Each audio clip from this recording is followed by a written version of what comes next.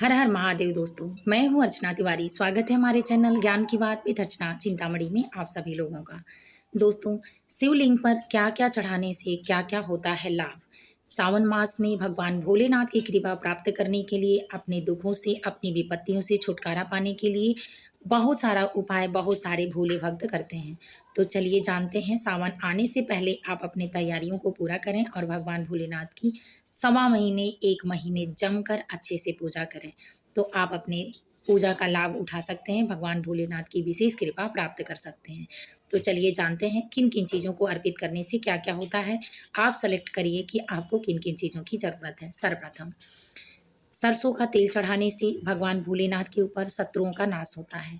अगर कोई बहुत बड़े विपत्ति से घिरा हुआ है और शत्रु उसको परेशान कर रहे हैं, कोई रास्ता नहीं मिल रहा है, तो सावन मास में मुख्य तिथियों पर, यानी तिथियां जो नाग पंचमी पड़ता है, 2 प्रदोष व्रत पड़ेगा, पूर्णिमा, अमावस्या, इन तिथियों पर भगवान भोलेनाथ को सरसों के तेल से रुद्राभिषेक करें।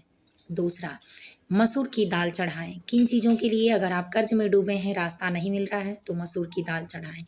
तीसरा, शनि की साढ़े साती इस बार 2025 में बहुत सारे राशियों पर लगी है, जिसमें मीन, कुंभ, मकर, वृश्चिक इत्यादि राशियां हैं, जिससे उतर भी रही हैं, चढ़ भी रही हैं, मध्यम भी हैं।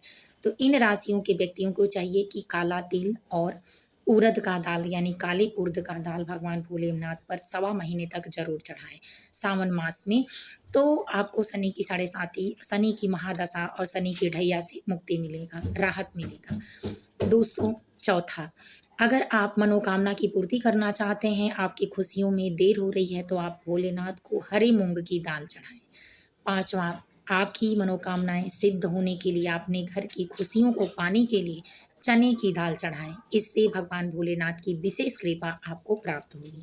इसके साथ साथ अगर आँख का फूल, यानी मदार का फूल या उसके पत्ते का माला बनाकर भगवान भोलेनाथ को आप पहनाते हैं, तो भोलेनाथ अति प्रसन्न होते हैं। शनि की साढ़े साती में राहत तो मिलता ही है, लेकिन इसके साथ साथ महादेव की कृपा आप पर बरसती है।